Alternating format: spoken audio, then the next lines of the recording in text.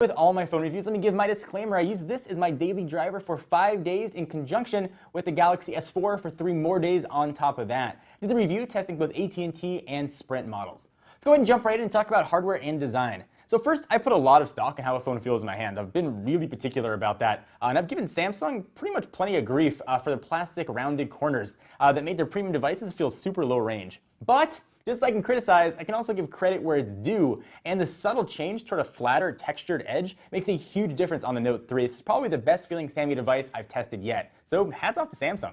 More importantly though, it's a sign that Samsung is looking to change its build. So I'm taking it as a very positive sign for their future devices. Hopefully maybe an S5 will come with a similar design structure. So hardware-wise, this thing is pretty much a beast. It's packed to the gill with the latest awesome tech stuff.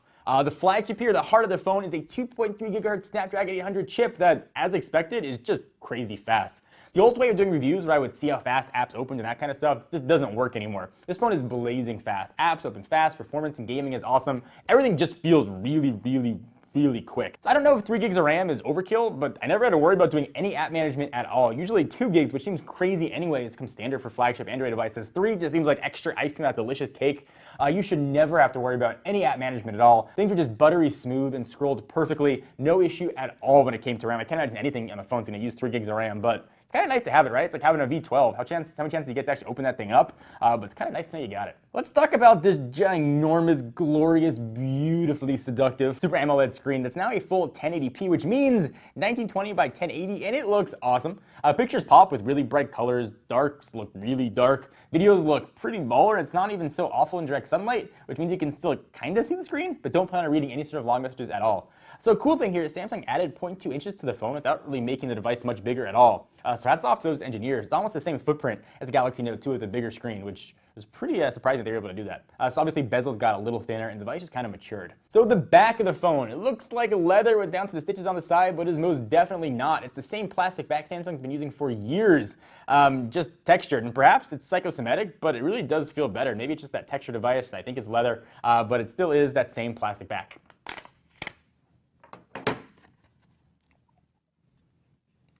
So for a device at this price, I really wish Samsung would just include wireless charging right out of the box and not make us pay extra for a backplate that's not even widely available yet. I love wireless charging, Samsung, just give it to me in the box, please. And lastly, with the hardware, because I know you want to know the quadrant score, and listen, I know it's not the most scientific way to benchmark Android apps, but I do use it in every single Android phone I review, so at least it's sort of a sense of how fast or slow a device might perform in a hypothetical set of circumstances.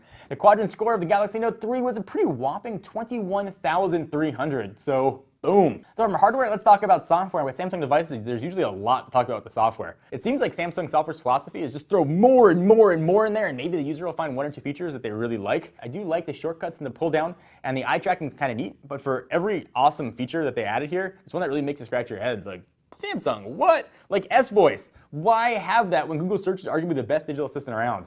And it's not an app you can just ignore. If you just hold the button or double tap it, you get S-Voice and it pops up and it makes you use it. Even further, if you want to get a Galaxy Gear, which only works with the Note 3 right now, you have to rely on S-Voice for any sort of voice, and that just didn't make any sense to me. So despite being so UI heavy, there's really zero slowdown at all. This phone feels as fast as a stock Nexus device, and that's both a testament to the insanely awesome processor and RAM combo, as well as the software engineers at Samsung.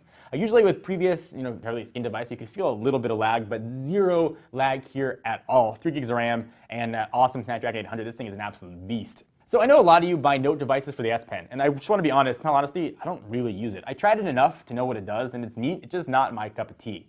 But you might not be like me, and if you are one of the people that like the S Pen, there's a lot to like about it, and this is the best iteration around. First, it's reversible, which is kind of nice, and it's now chocked with way more features. You can do a ton of stuff here with the S Pen. So as soon as you pull it right out of its little S Pen holster, you're greeted with 5 menu options, which are kind of neat. You can access them without ever really having to touch the screen to see what they are. So first, you've got Action Memo, which lets you sort of write a phone number or write down an equation. It'll sort of convert it into something you can actually use. If you write down a number, you can dial the number right from there. It's very handy. Next is Scrapbooker, if you like to sort of keep scrapbooks or draw sort of certain things. It's a great place to keep all that stored. Next is ScreenWrite. That one's pretty obvious. I found that one actually really handy with maps. Take a picture of Google Maps, write where you want to go, and you can save it. You can do S Finder, which is kind of neat. You could search for all kinds of stuff and just write it out, and it shows up there.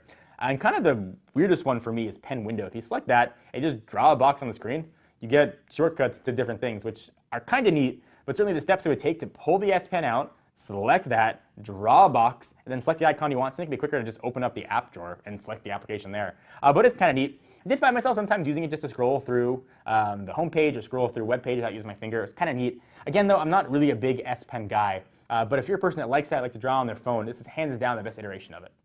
So battery, you got a big phone with a big HD screen. This 3200 milliamp hour battery is much like the phone itself, pretty awesome. I was able to get to the end of the day with about 40%. So let me tell you a little bit about my usage. I think take the phone off the charger around 7:30 depending on the day. Pretty heavy phone usage, maybe, I don't know, 4-ish hours on the phone. It's on Wi-Fi most of the day, whether I'm at home or at the office. Some web browsing, it's pulling in emails about every 5 minutes. Got 2 separate accounts, a lot of social media going on. I don't take it easy on my phones at all. I keep my brightness usually around 75%. I don't keep it on auto. So pretty big testament to that 3200 milliamp hour battery. You won't have any trouble getting through a full day, and if you do some management, probably 2 days, but I always recommend charging it every night. Let's jump into the camera. So Samsung hasn't really talked about it a lot, but there's a 13 megapixel camera on the Note 3 that actually shoots 4K UHD video. Let me just say that again.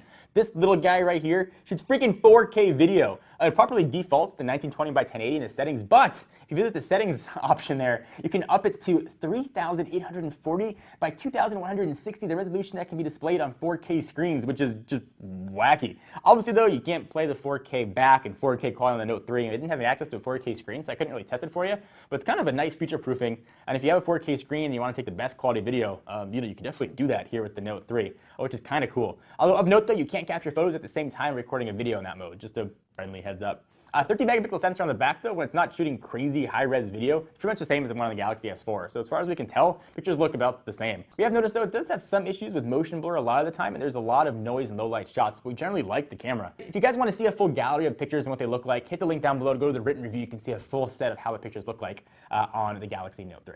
So what's the verdict on the Galaxy Note 3? I love this phone. I love the original version. I love the sequel. And I love the trilogy. And this is the best version of that line. To give it sort of the best endorsement I can, I'm going to use this as my daily driver. TouchWiz is heavy, but it doesn't slow the phone down at all. It works very well. I can ignore the features that I don't want to use. I wish I had wireless charging right out of the box, but that is a very, very, very small gripe. They made the phone feel better. They improved the screen, everything about it. It makes it a great quality phone. The phone gets a really solid 9. It's one of the best phones on the market. And to get that 9.5 and 10, everything has to be perfect.